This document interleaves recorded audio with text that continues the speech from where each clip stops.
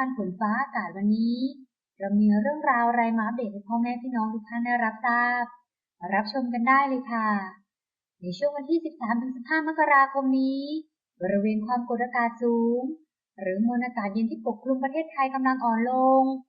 แต่ยังคงทำให้ประเทศไทยตอนบนมีอากาศเย็นถึงหนาวแต่มีหมอกหนาในตอนเช้าโดยมีลมตะวันตกเฉียงใต้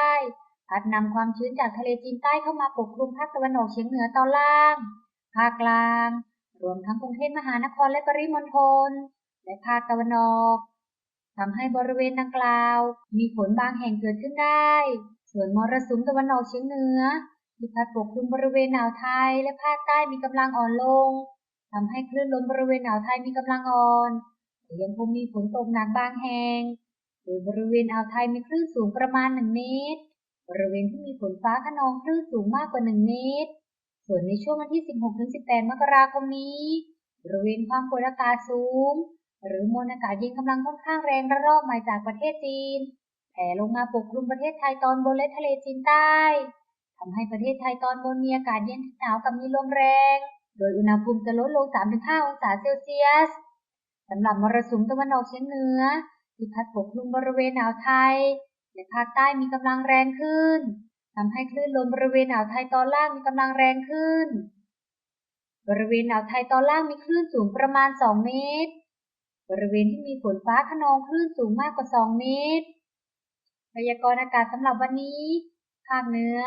อากาศเย็นถึงหนาวกับมีหมอกในตอนเช้าอุณหภูมิต่ำสุด 13-18 องศาเซลเซียสอุณหภูมิสูงสุด 31-34 องศาเซลเซียสบริเวณยอดดอยอากาศหนาวถึงหนาวจัดอุณหภูมิต่ำสุด 4-12 องศาเซลเซียสลมตะวันตก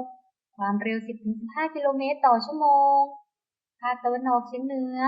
อากาศเย็นกับมีหมอกในตอนเช้าโดยมีฝนฟ้าคะนอง20%ของพื้นที่ส่วนมากบริเวณจังหวัดยโสธรอำนาจเจริญนครราชสีมา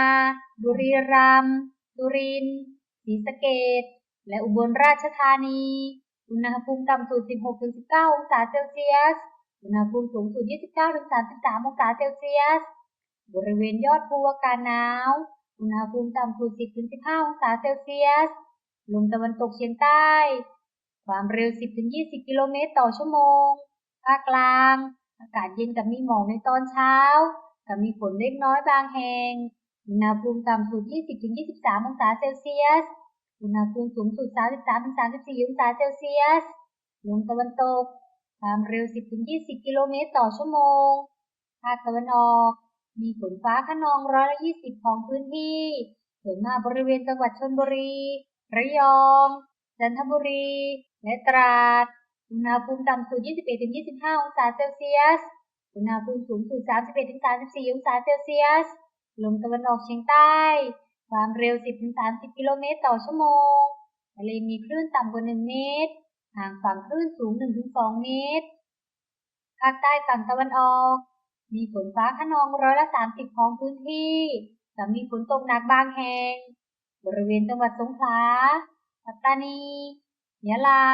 และนราธิวาสอุณหภูมิต่ำสุด 23-25 องศาเซลเซียสอุณหภูมิสูงสุด 29-33 องศาเซลเซียส